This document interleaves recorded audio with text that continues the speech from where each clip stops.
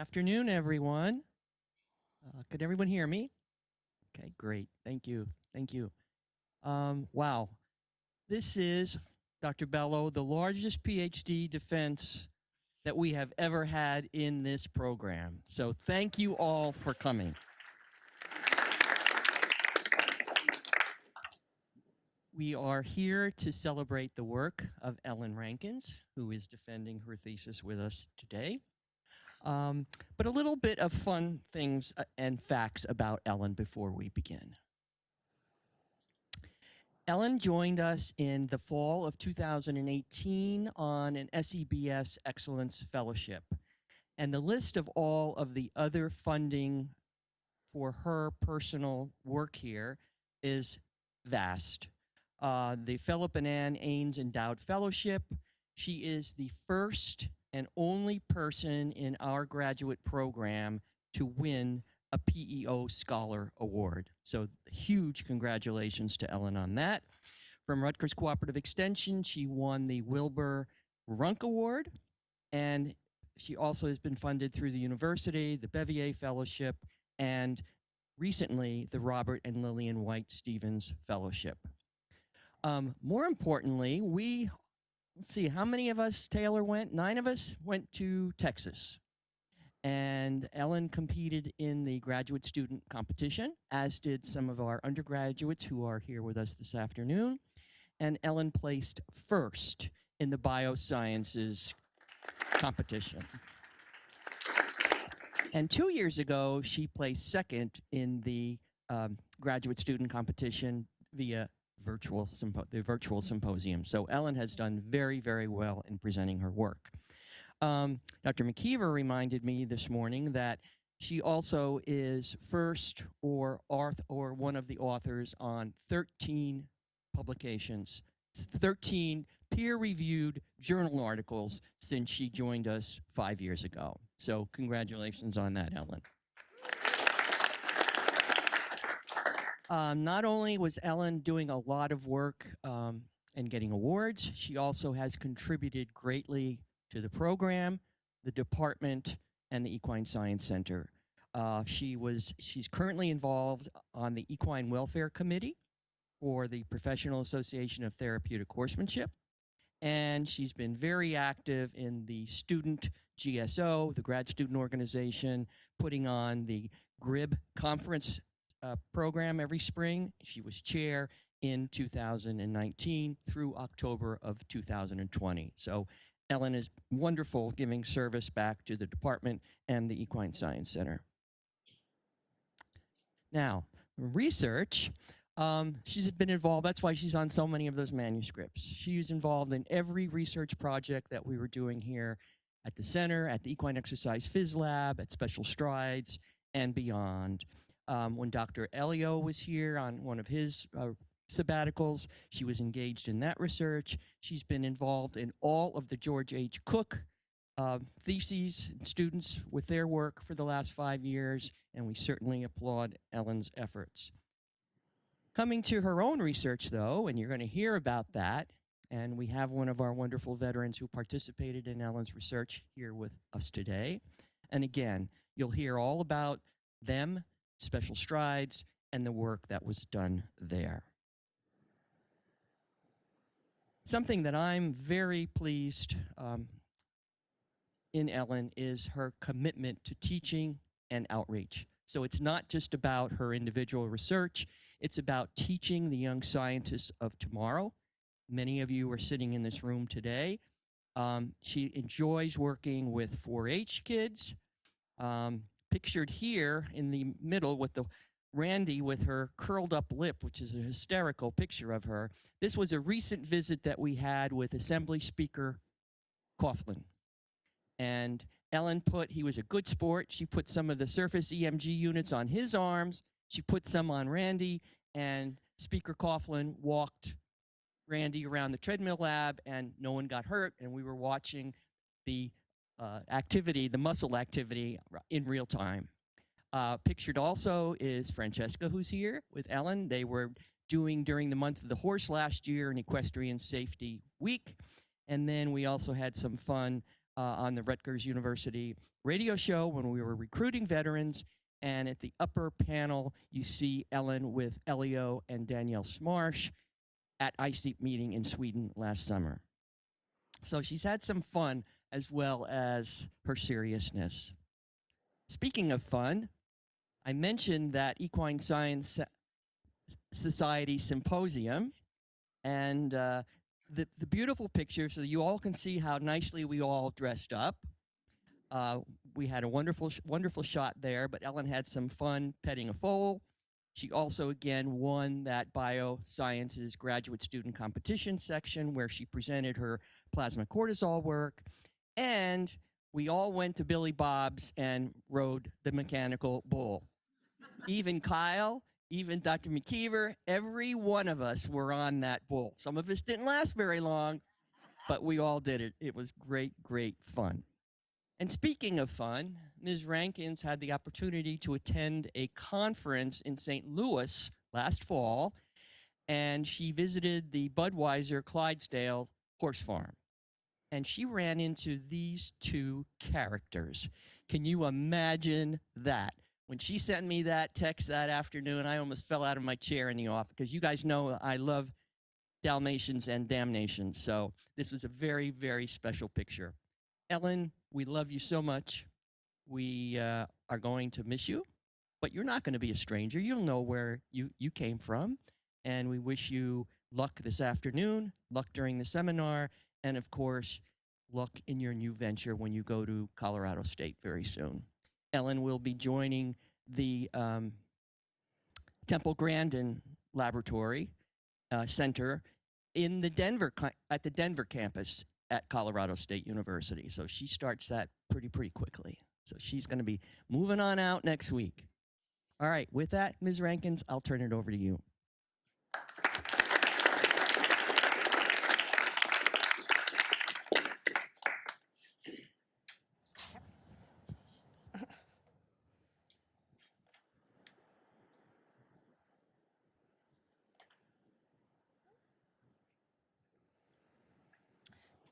Thank you very much for the introduction, Dr. Malinowski.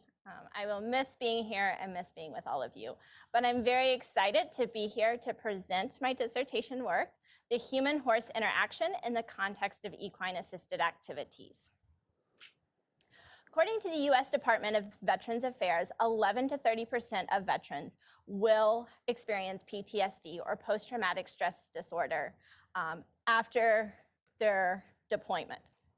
Post-traumatic stress disorder, or PTSD, is considered a maladaptive response to an emotionally salient event or events, usually a traumatic event of some sort. And symptoms can be divided into 4 broad categories. So there's those that are considered intrusive, so typically in the form of flashbacks and dreams, so re-experiencing that traumatic event. Avoidant symptoms. So avoidant symptoms would be those that mean you avoid situations in everyday life that might remind one of that traumatic event. You have mood and cognition altering. This one is pretty straightforward, as the name would suggest. And then you have those that are arousal and reactivity altering. Again, fairly straightforward, as the name would suggest. As you might guess, this has really high impacts on daily life and functioning for these individuals and how they go about living everyday life. It also has a high degree of comorbidity with other psychiatric disorders. So tied very closely to this is the U.S. Department of Veterans Affairs estimate that 16.8 veterans will lose their life to suicide every single day in the United States. Pretty big number, right? So what are current treatment options for post-traumatic stress disorder? First line of defense is considered therapy at this point in time. Cognitive processing therapy, or CPT, is generally the most commonly used, but there are others such as eye movement, desensitization, and restructuring, or EMDR. One downfall of these, though, is the very high dropout rate. So individuals start in programs like this, and then they drop out partway through. So it's not doing them much good if they don't actually show up to the therapy sessions. There's also medications for PTSD, but as with many medications, they do come with side effects. So one thing that has caught interest as a complementary or alternative therapy is working with horses. So hopefully most of us in this room have experienced at some point in our life this connection that one can have with a horse. And so equine assisted services seeks to capitalize on that interaction between horse and human. Equine Assisted Services, or EAS, is a broad umbrella term that encompasses 3 distinct modalities. So we have adaptive or therapeutic horsemanship. So this is simply teaching horsemanship skills or riding skills to an individual, but adapting the teaching methodology and environment to meet that individual's needs. There's equine assisted learning, so really focusing on that self-development, growth, and learning piece of things. And then there's therapy incorporating horses, their movement, or environment. So this might be physical therapy, occupational therapy, speech therapy, or psychotherapy. So what do we know about equine assisted services for veterans with PTSD? There have been some studies that have looked at either psychotherapy incorporating horses or adaptive horsemanship for veterans with PTSD. And these studies have reported decreases in symptoms of PTSD, decreases in depression, and increased quality of life for those participating in these services. That's one half of the equation, right? The human side of things. But what about the other side of the equation? What about the horse? What do we know about horse stress in equine assisted services? And the answer is it's kind of a broad array, mixed basket of things. So some studies have reported increases in stress, some have reported no changes at all, and some have actually reported decreases in stress. And some studies within a single study itself have reported mixed results. So they might be increases in stress based on physiological markers, but decreases in stress based on behavioral markers. So it's kind of an assortment of things. But what we're really missing, that missing piece, is what's actually happening during these interactions. So what is it about that human-horse interaction? And one framework that has been proposed for this is co-regulation, which is the tendency of 2 systems, typically 2 biological systems, to exert an influence over one another, resulting in synchrony between those 2 systems. If you're like me and you're a visual person, this picture is a much better definition of co-regulation. So presumably we have these 2 people walking along through the airport or going somewhere together, and you'll notice that both of them are stepping out in the same point in their stride. So they are in synchrony with one another. So that's an example of synchrony in everyday life. If you're a people watcher, you can check this out the next time you're sitting in people watching. So this leads us to the objectives of my dissertation work. So there were 3 primary objectives. 1, to determine the effects of equine-assisted activities, or EAA, on symptoms of PTSD, physiological measures, and social motor synchrony in combat veterans. 2 was determine the effects of these same EAA sessions on horse behavior and physiology. And 3, to explore components of the human-horse interaction. We expected symptoms of PTSD, physiological measures, and social motor synchrony in combat veterans to differ by time point and group. We also expected our horse behavior and physiology to differ between our 2 groups. We'll get into those groups in a moment, and that we would see co-regulation during these sessions. Keep in mind as we move forward for statistical analyses that most of the data were analyzed using mixed model ANOVAs with a distribution appropriate to the data. Repeated measures were time point and week if appropriate, with fixed effects of time point, week, treatment, and side if appropriate, and random effects of either horse or participant. Significance was set at p less than or equal to 0.05, and data will be presented as means plus or minus the standard error.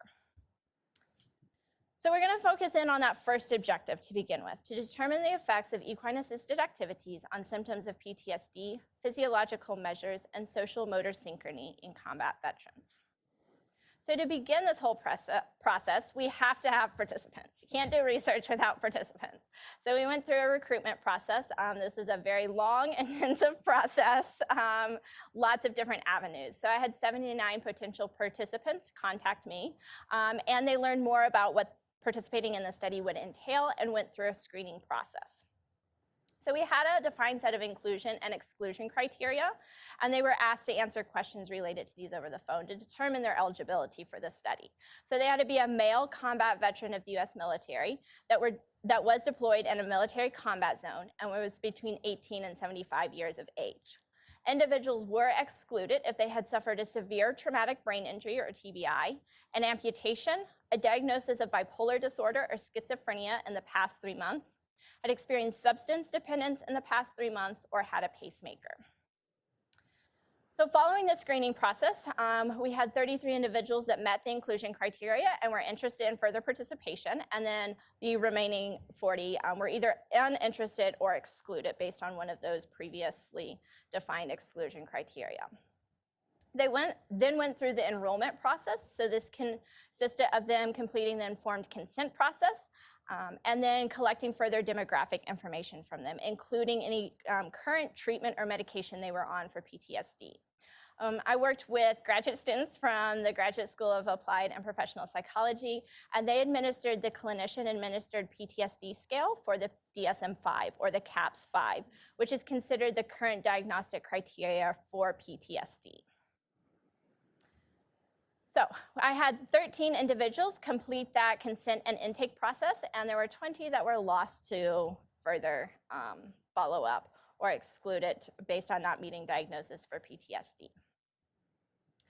So then if they made it that far, then they went into the data collection phase. We had 9 participants go through the complete data collection, lost 1 to follow-up, presumably became uninterested, and then there were 3 that we were unable to obtain a pair-matched control for, and we'll talk about that in more detail in a moment. So I would like to note that we had really high attrition, right? So we knew, if you were doing the math and following those numbers along, we lost 84% of potential participants between that initial contact and enrollment, which is really high. But it is fairly common in studies with human research subjects. So Fisher and colleagues reported that they lost 66% of potential participants in that similar type of time frame. The other thing to note is that we used a past month diagnosis of PTSD as opposed to a lifetime diagnosis of PTSD in the current study. It is of interest to note, however, that we had no attrition once they were enrolled in equine-assisted activities. So if they started coming out and working with the horses, they made it all the way through all of their follow-ups to the very end of the study, which is very, very promising given the really high rates of dropout that we see in traditional types of therapies. So what actually happened during that data collection? So all of our groups went through both a pre-test and post-test test, which was the exact same for both of these groups. Veterans were randomly assigned to either 8 weeks of equine-assisted activities or 8 weeks in a wait-listed control in which they made no changes to life during that 8-week period. So we're going to take a look at what happened during those pre and post tests. So the first thing we measured was social motor synchrony. For those of you that participated in this, you will recognize this. So our participants were seated in chairs next to one another, and there were pendulums, as you see in the photo, attached to the sides of the chairs here. And we went through several different phases in which we looked at different things, but the movement of those pendulums was measured during the entire time. So the first thing we looked at is unintentional motor synchrony. So what happens when 2 individuals are just instructed to swing their pendulums at a self-selected pace? And we did this under 3 different conditions: not looking at one another, and then returning to not looking at one another. Here we have the circular variance. So this is a measure of how in sync those 2 pendulums is. The closer the value is to 1, the greater the synchrony between those 2 individuals. And here we saw no significant differences between our 2 groups.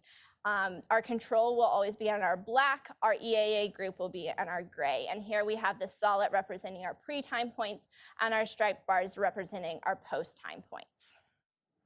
The next thing we looked at was intentional motor synchrony. So if individuals are instructed to actually swing their pendulums in sync with one another, and this is an in phase, so there should be at the same point in their swing at all points in time. And again, no significant differences. Here, the P1, P2, and P3 represent different pendulum configurations, so we could move the placement of the weight on the pendulum as they were swinging it. And then we also looked at intentional synchrony in anti-phase, so when pendulums should be at opposite points in their swing at all times, and again saw no significant differences. So the next thing we looked at in pre and post testing was basal plasma concentrations of cortisol, epinephrine, norepinephrine, and oxytocin, so 4 different hormones. I'm very quickly going to go over how all of these hormones were analyzed. So for our cortisol, for our horse plasma samples, we used a solid phase chemiluminescent immunoassay. And for our human samples, we used an enzyme-linked immunoabsorbent assay, better known as an ELISA. You can see here our inter-assay and intra-assay coefficients of variation, as well as the sensitivity for both of those assays. Epinephrine and norepinephrine were measured in the same kit. So here we have, again, they were ELISAs for both our horses and our humans with our coefficients of variation and sensitivity. And similar thing for oxytocin, we used ELISA kits for both horse and human samples. And across all of these different assays, our coefficients of variations were well within acceptable ranges. So why did we choose to focus on these 4 particular hormones? So we're going to walk through a little bit of background of those 4 hormones. So the first one we're going to take a look at is cortisol, which is associated with the HPA axis, or the hypothalamic pituitary adrenal axis. So in the world, we encounter stress, right? That's what these lightning bolts up here represent. This could be psychological stress, so you're sitting on the parkway in traffic for a lot of us, right? Or you're taking an exam, or it could be a physical stressor. Could be something like exercise. The brain, our body picks up on that, right? And initiates a response to maintain homeostasis within the body. So the hypothalamus within the brain is going to release CRH, or corticotropin-releasing hormone, which travels to the pituitary gland and stimulates release of ACTH. ACTH travels through the bloodstream to the adrenal glands, which are located on the kidneys, and stimulates release of cortisol into the bloodstream. Cortisol is going to have a range of downstream effects throughout the body. It's also going to feed back into the hypothalamus and the pituitary gland in a negative feedback loop to slow further production of cortisol. So really, when we're measuring cortisol in the bloodstream, we're using this as a proxy of stress experienced by that individual. The next 2 hormones we looked at, norepinephrine and epinephrine, are associated with the autonomic nervous system. So the autonomic nervous system has 2 different branches, the sympathetic branch and the parasympathetic branch. And there's always a balance between these 2 systems within the body. It's not like we shut one off and turn the other one on. There's this continual balancing between the 2. And they have a variety of effects throughout the body. This is just a subsampling of them. So they control things like heart rate variability, digestive functions within the body, dilation and contraction of the pupils, and sweating. So epinephrine and norepinephrine are also released as a part of this process. So when we have greater sympathetic activation, we get increases in norepinephrine and epinephrine. Oxytocin was the last hormone that we looked at, and so this is a hormone that has received a lot of recent attention, also known as the love hormone, but it's often associated with positive physical or social contact with another person. So we often think of it in the as a mother and her child. So when a mother is holding her child, we get release of oxytocin. However, we can also see it in human and animal interactions. So we know that both humans and dogs will release oxytocin when they experience a positive interaction with one another. And oxytocin has a multitude of effects throughout the body. So it contributes to overall health and well-being, and also can lower blood pressure. So what do we know about these endocrine systems in relation to post-traumatic stress disorder? So studies have shown that there is decreased cortisol, but increased sensitivity to cortisol in the glucocorticoid receptors throughout the body with PTSD.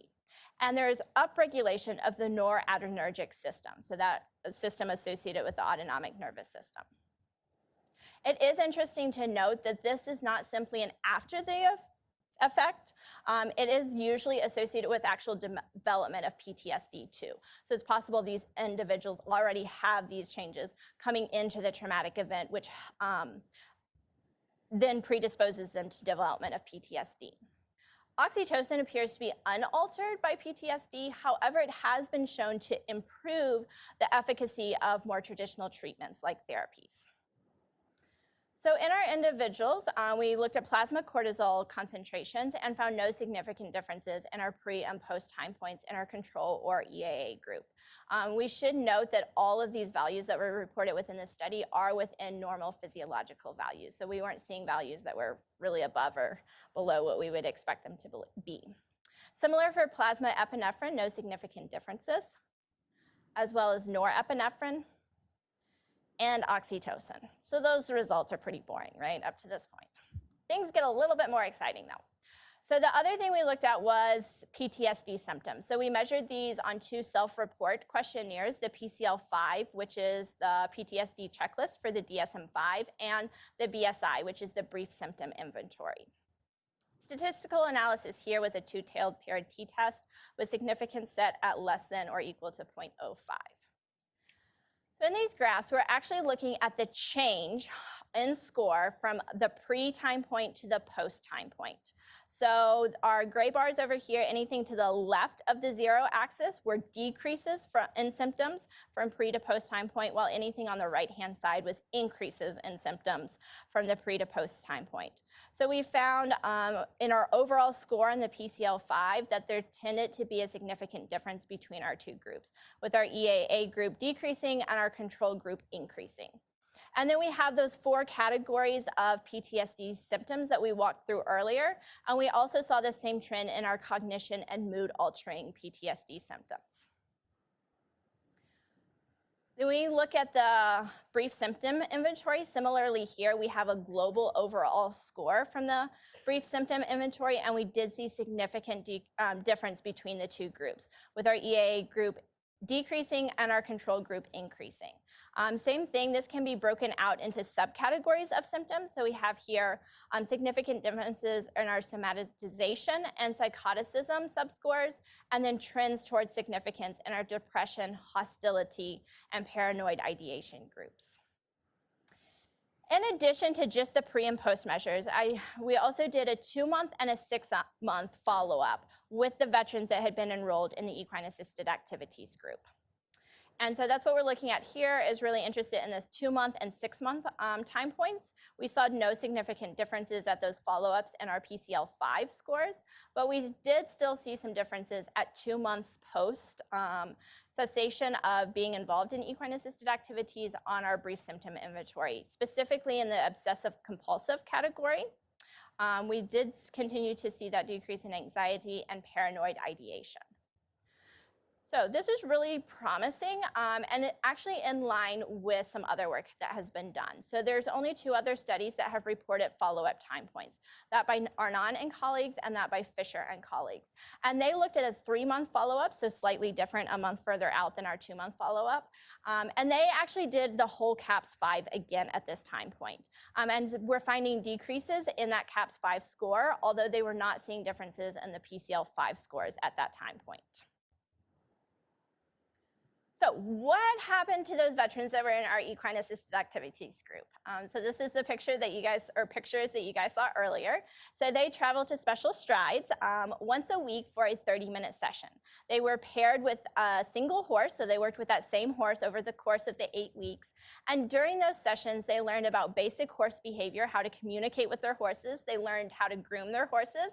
So they would groom their horse at each of the subsequent sessions at the beginning. That was kind of their first thing they did when they walked in. And then they also learned how to lead their horses, horses both on lead as we see in these pictures, but also with the horses at liberty.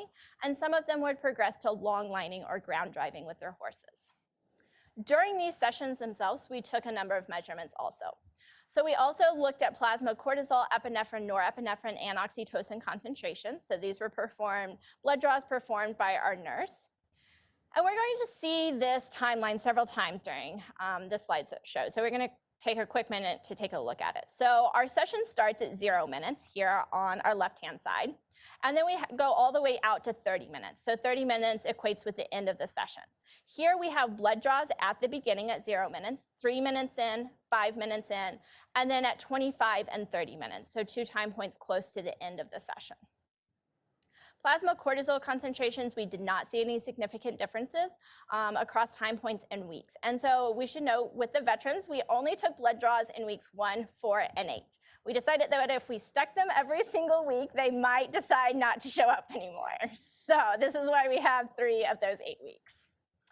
But in plasma epinephrine concentrations, we do see a significant decrease in week 4 as compared to week 1 in our veterans, which sort of makes sense if you think about it. They're coming into a new situation in week 1. This is not somewhere they've ever been before. These are A lot of people that they don't know, if they haven't ever worked with a horse, this is also a new thing for them. So we're probably seeing activation of that sympathetic side of the autonomic nervous system in week 1 that has then decreased out by week 4. However, we didn't see the same results in plasma norepinephrine or in oxytocin concentrations. In our veterans, we also looked at muscle activity. So we were interested in using this as an indicator of muscular tension. Okay, and so we had 3 specific muscles that we looked at. The first was the masseter. So this is the primary muscle located in your jaw that's responsible for chewing. So anytime you take a bite, that's what's working. We also looked at the sternocleidomastoid, which is located along an individual's neck here. And we also looked at the cervical trapezius, which is located over an individual's shoulders.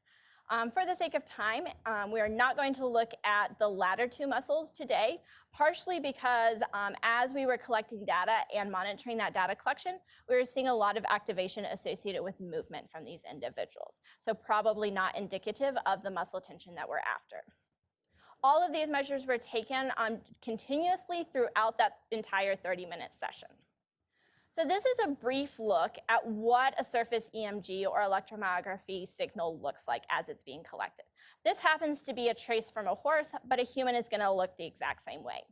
So in this case, we have a horse that's walking, and so each of these large peaks that you see here corresponds to a step that that horse takes. So as that horse takes a step forward, that muscle is being activated to move the leg forward. So we can look at how high and low these peaks go as a measure of amplitude, and then also how frequently they occur over time as a measure of frequency. So for amplitude, we look at average rectified value, or ARV, as a percentage of peak activation seen during the study. And here we did have significant differences between our left and right sides, with left activation in the left masseter being higher than it was in our right side. Why, I don't know, because we had a mixture of both left and right-handed veterans in our study. So, interesting to contemplate. If you guys have thoughts, you can talk to me about it later. We did not see any significant differences in our median frequency, reported here in hertz. So that rounds out the measurements that we took on the veterans themselves during those sessions. But now we're going to change tacks, and we're going to look at what happened to those horses during these sessions.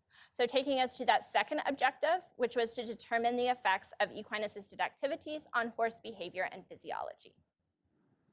So we had a total of 12 horses that we enrolled in the study. 6 of them were in the equine-assisted activities group, so they got to work with their veteran every single week. And then we had 6 that were in our control group. And we'll talk a little bit more in a few minutes about what they did during that 30-minute time period. Our equine-assisted activities horses averaged around 20 years of age, while those in our control group averaged around 14 years of age. Those that were in the EAA group were consistently used in equine-assisted services outside of the study activities, and they were typically working about 4 hours per week outside of study activities during the study timeline. Those in our control group were typically used for recreational riding and worked approximately 2 hours per week outside of their study activities. All of these horses were housed on the same property, and they were all group housed in pastures, had ad libitum access to hay, water, whatever pasture grass happened to be available at that time of year, and then were fed a commercial concentrate to meet additional nutrient requirements. So as we talked about earlier, this is what our EAA horses were doing. They were out there interacting with the veterans, getting to be groomed, or walking around the arena participating in those activities. Should note that most of our work was at a walk with a very little amount of trot, so not very much physical exertion for these horses. So this is a diagram of the arena. This is an indoor arena that we used for this. So we see here we have a grooming station for a horse that's in the EAA group, so that's usually where they started out. And then for the remainder of the session, as they worked with the veteran, they could be anywhere within this arena. Our control horse was confined to this temporary stall up here in the corner. So they obviously had, could see the other horse in the arena, could see everything that was going on, had that type of contact, but they did not have physical contact with that other horse, and they had very limited human contact. So only when people came in to do blood draws or take other measurements or fix equipment as they tried to take it off of themselves. So in our horses, we took a similar set of measurements. So the first one we took was the plasma cortisol, epinephrine, norepinephrine, and oxytocin concentrations. So we did indwelling jugular catheters and did blood draws off of that to collect plasma. And we did those same 5 time points that we saw earlier. So 0, 3, 5, 25, and 30 minutes. In our horses, we took blood samples every single week because they couldn't say, no, we're not showing up next week. So they got their blood drawn every single week. We saw no significant differences across the 8 weeks of the study, but we do see differences when we look at those individual time points. So when we look at our control horses, they're still going to be in those black bars.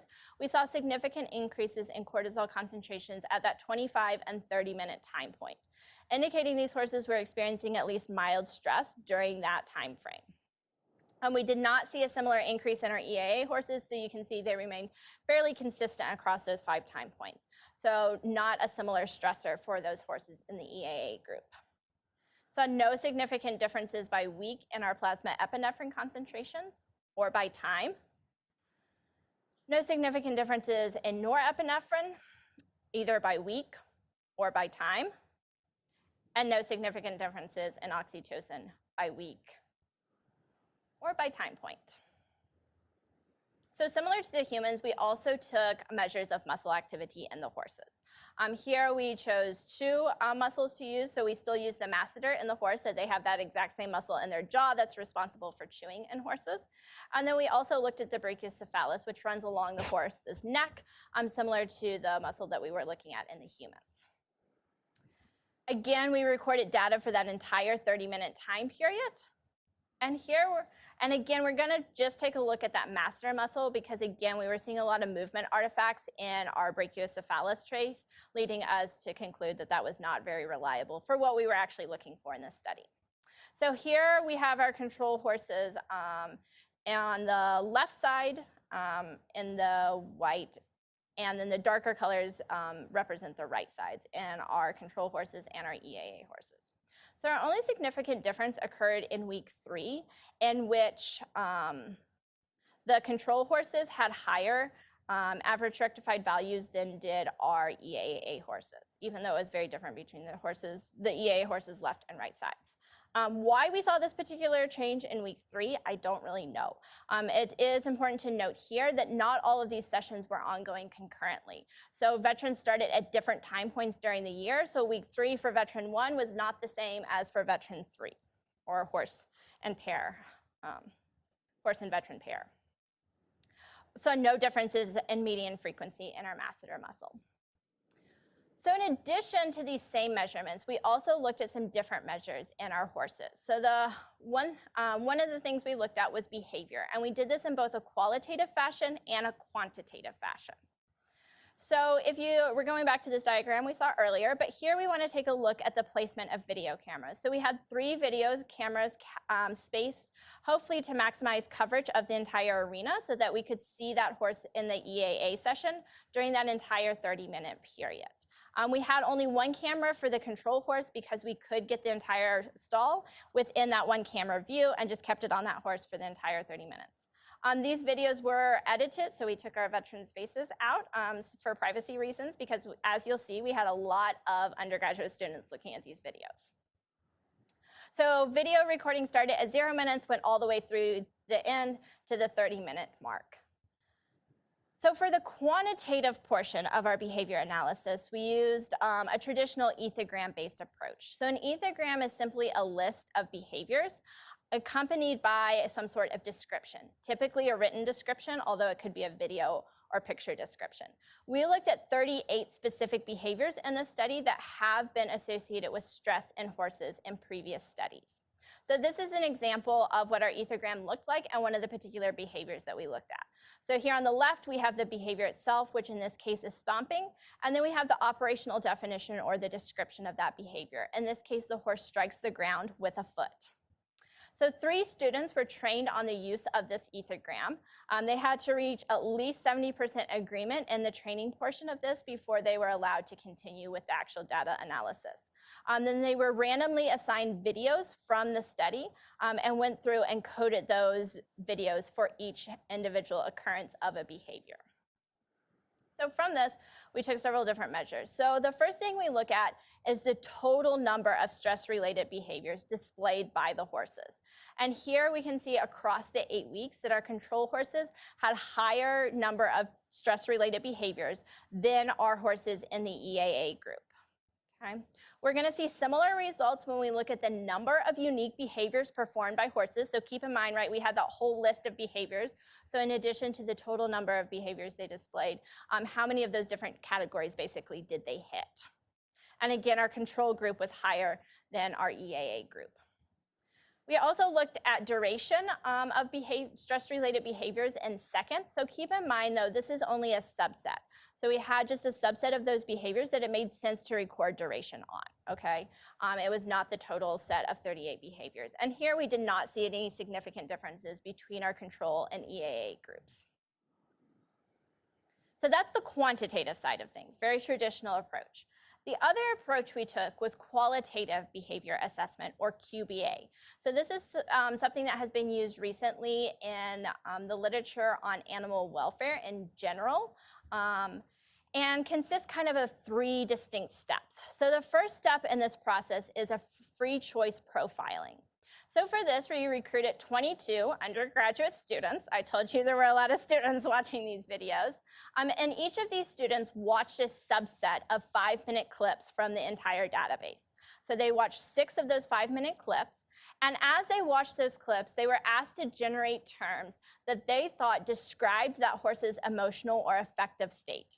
So they could use everyday words like calm, angry, upset, anxious, okay? And then each of those lists, each of those students then at the end of this had one list of all of their terms. They then used those terms to score all of the videos from the project. So they scored on a visual analog scale, which basically means they have a line in front of them. One end of the line has a 0 over it, which means they thought there was no expression of that particular term in the video. And the other end of the line represents 100, or full expression of that particular behavior. And so they go through, they watch every single video from the project, and they score all of their individual terms for that particular video. We then have this multi-dimensional data set, right? We have multiple scores, we have multiple horses, we have multiple terms, different number of terms among other different raters also. And so this is submitted to generalized Procrustes analysis.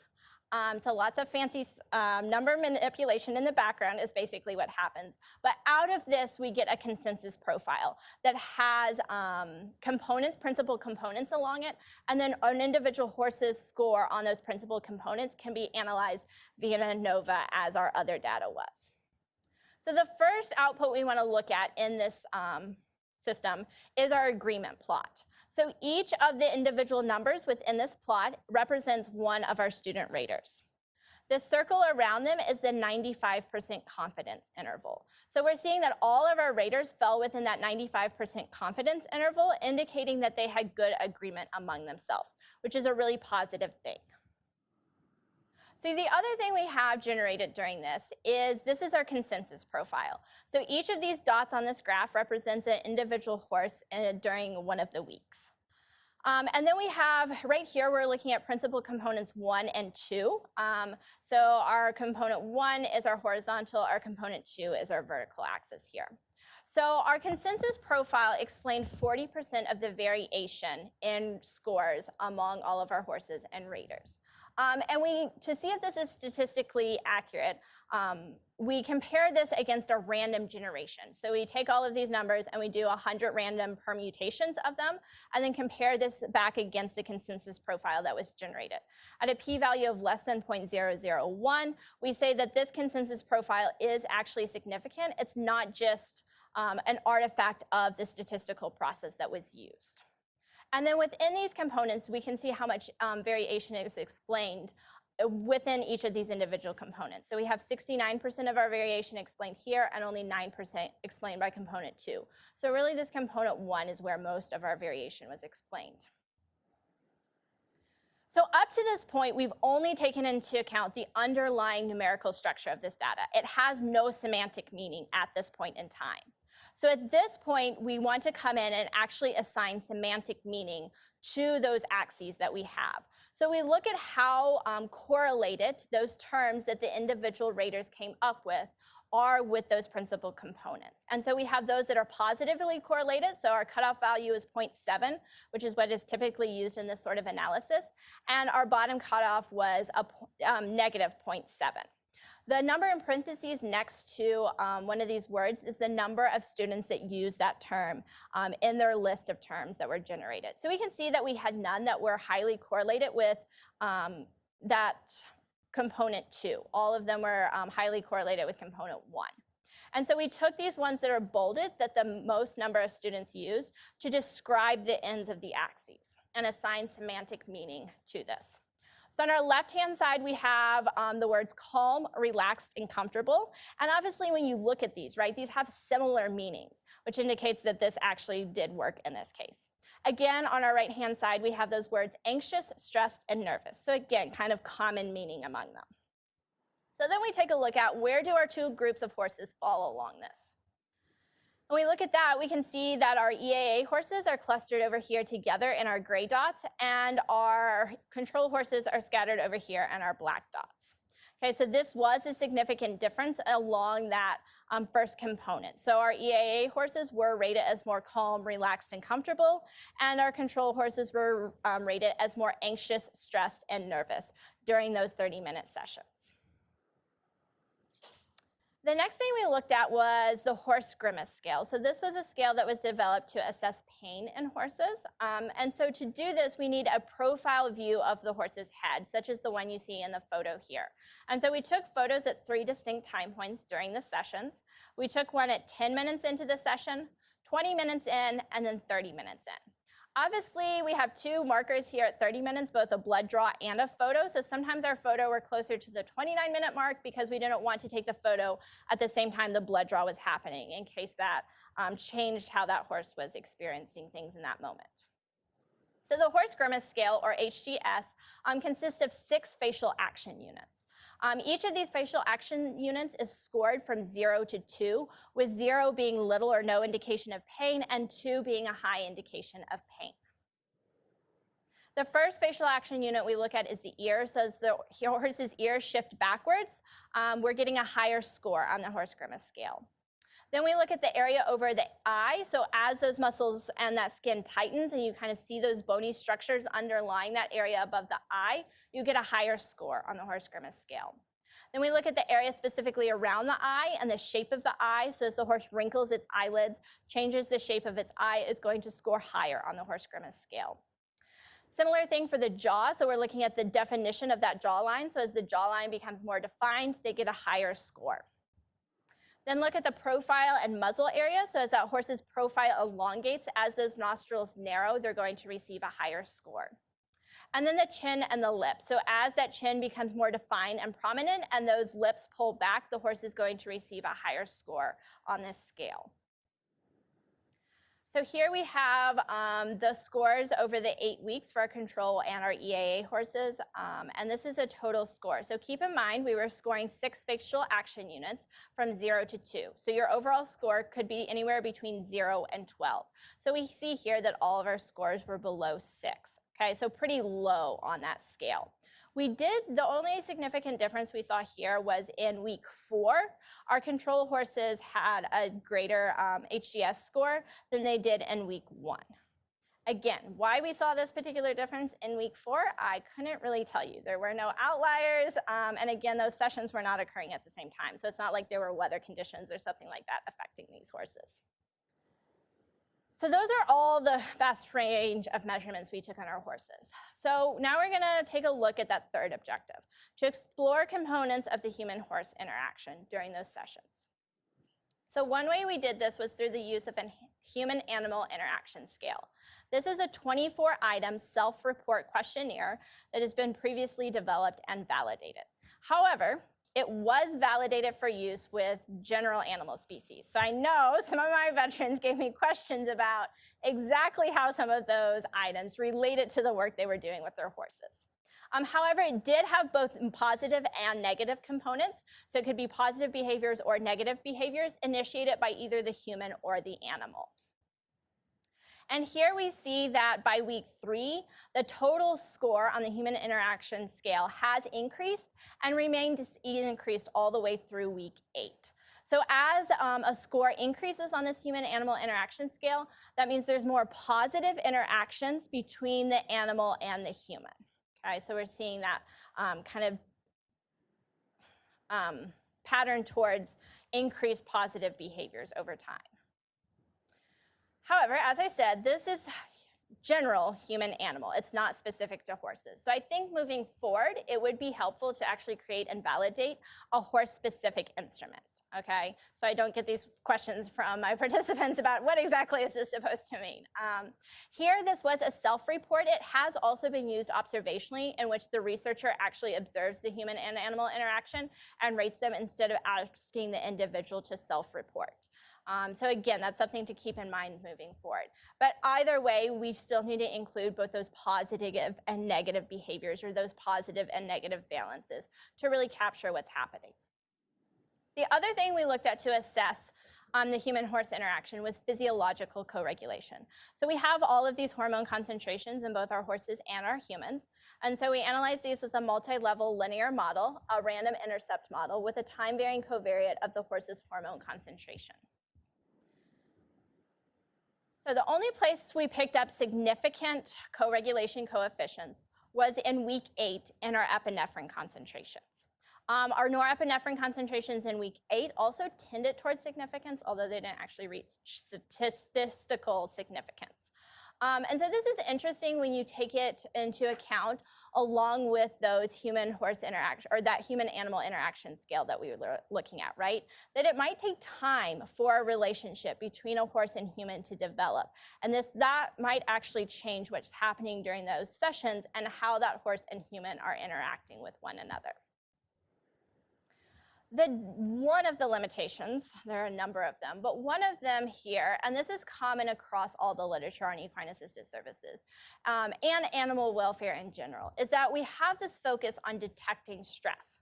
And if we don't detect stress during a particular situation, we conclude, animal must not be stressed. They must be in a state of good welfare because they're not stressed at the moment. When in fact, that is insufficient to tell us if that horse is actually in a state of good welfare. And so moving forward, we need to move our focus beyond looking at just negative affective states. We need to be able to also pick up on the positive side of things. So affective state in animal is similar to a mood state in a human. It's something that can change over time. And it combines both a valence, so positive and negative, as well as an arousal. So basically, it's a two-dimensional thing. Our arousal can be low or high. So a pretty concrete example of this is when you think about a calm state. That's usually considered a positive state, but it's low arousal.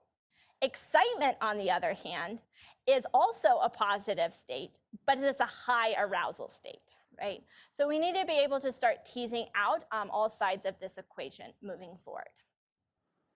The other thing we need to think about in assessing welfare is that welfare is really a holistic concept at its base, right? It's not meant to be confined to one specific time point. So one framework that has been proposed to assess welfare in animals is the 5 domains framework. So here we assess the horses or animals' nutritional status, their physical environment and what's going on in their physical environment, their health, their behavioral interaction. So this could include both interactions with a conspecific, so in this case another horse, or behavioral interactions with humans, because humans do influence a horse's welfare state. And then how all of these tie into that horse's or animal's mental state. So obviously in this study, we focused in on this behavioral interaction piece. So what was happening between that horse and human in a small window, in a small snapshot of their day. But to really categorize welfare, we need to look across the entire day and not just at one little snapshot. But in conclusion, we found that interactions with horses can be an effective treatment strategy for veterans with post-traumatic stress disorder, as we did see decreases in PTSD symptoms, with limited or no deleterious effects on horse well-being. We are seeing these horses were unstressed by these interactions. And we think the human-horse interaction changes over time, and that co-regulation, probably plays a role in that interaction. Of course, with a study of this size, I have a lot of people to thank. I could not have done it without many, many people. First and foremost, I do have to thank all of the participants that participated in the study and all of the horses. Would not have a research study if it weren't for you guys, so thank you very, very much. Of course, I want to thank Special Strides, all my wonderful staff there for a wonderful collaboration, for putting in the time and work to make this possible, and for being my home away from home when I needed my sanity back. I would like to thank my advisors, Dr. Malinowski and Dr. McKeever, for guiding me through this process, and to Dr. Watford and Dr. Quinn for serving on my committee, and for making our partnership with the Graduate School of Applied and Professional Psychology possible, and for coordinating scheduling. You were great at answering emails, so thank you. Of course, all of the many, many undergraduate students, if you guys have been doing the math along the way, there have been a lot of them involved in this project, and I absolutely could not have done it without them. I do owe special thanks to Caitlin Charles, Kamala Westerlund, Raghavi Raman, Sarah Florentine, and Sarah Palladino for really stepping up and taking charge of some of the sub-projects for this project. Marie was our nurse on this project, so I would like to thank her, as well as Eric, Rodwa, Idil, Meg, and Ariana. They performed all of the CAPS 5 assessments and scored all of the PCL 5 and BSIs. Elio and Elisa spent many, many long hours in the lab and in the field with me, so thank you very much. And of course, to the Department of Animal Science and all of our farm staff and my wonderful colleagues here for supporting me through this journey. Also would like to acknowledge my funding sources, the Rutgers Equine Science Center, the Rutgers University Board for Equine Advancement, the State of New Jersey MBI for all of their monetary support of this project. And I think I managed to stay within my time limits, and I would be happy to take questions at this point.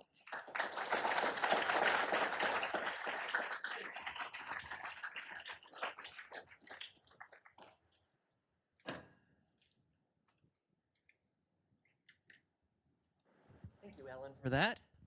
Dr. Williams, first question. Yeah, I know you've probably thought a lot about this already, so I figured I would ask it. Stress in your control horses obviously went up because of maybe the way they were housed, confined, no human interaction. How would you have changed your control to make it a better representation of control during that time? Yes.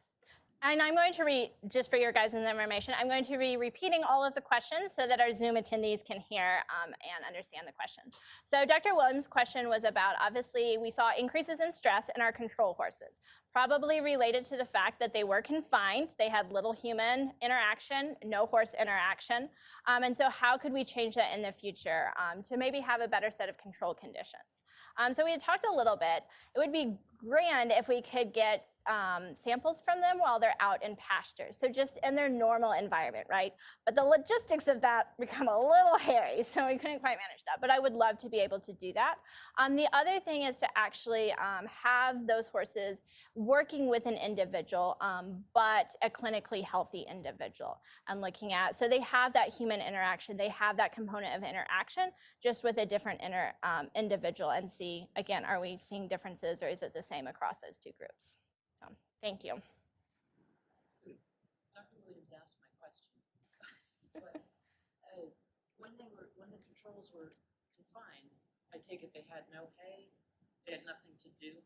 Yeah, so her question was if the control had access to hay or anything in that pen. No, they did not. So for that 30-minute time period, they did not have access to hay or water. Prior to that, so we catheterized at least 30 minutes prior to the session. So they were brought into the barn earlier in the day, catheterized, and then they were placed in stalls. During that time period, so leading into the session, they did have access to hay and water. But during that particular time frame, no. They were kind of stuck with nothing to do. And then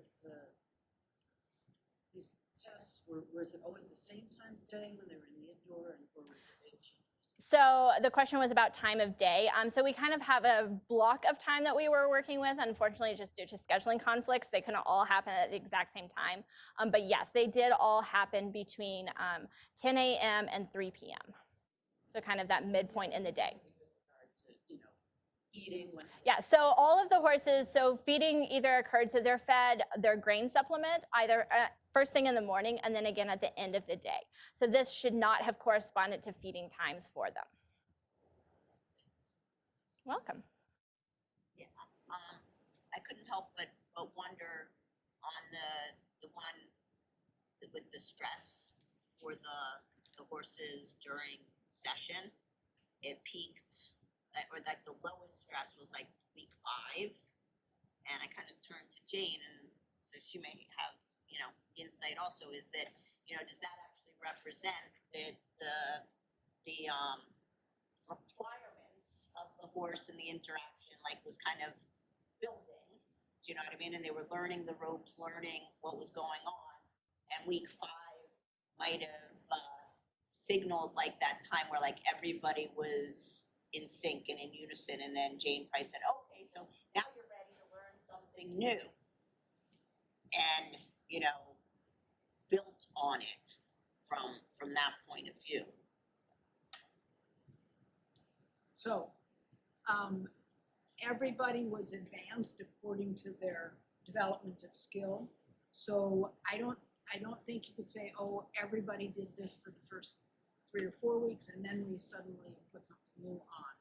If they demonstrated competence in this basic skill, they went on to the next basic skill. And I did get a question similar to this at Equine Sciences Society symposium about did we actually track, like could we go back and look at some of these markers of horse stress related particularly to what was happening in those sessions? Simple answer is yes, we can do that. I do have that data. Have I looked at it? Absolutely not at this point. It's a lot of hours to spend on it. But yes, I do have that. You could potentially correlate what's happening in those horses with what they're actually performing or being asked to do during those sessions.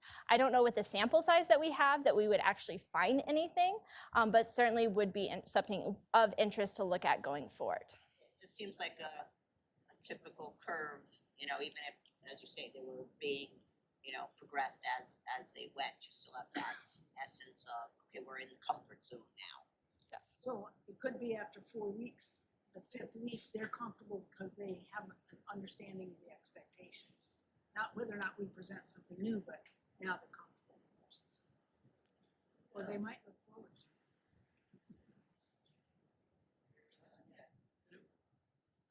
Going back to the veterans, Hmm? and I'm sorry, I've forgotten.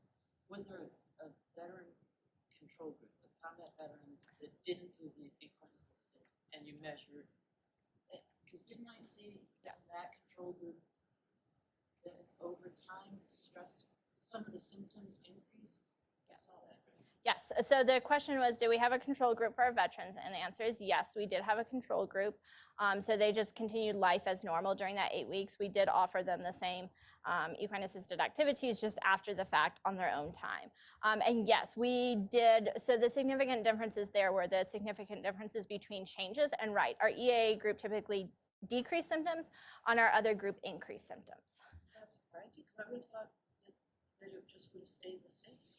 Not entirely. There is quite a bit of variability in PTSD symptoms over time. And I can tell you just based on comments I got from my participants, a lot of it has to do with time of year. So when did the traumatic event occur? How close in time are we to that traumatic event has a large impact on how many symptoms they're experiencing at a given moment. And other life factors also, like what else is going on in life.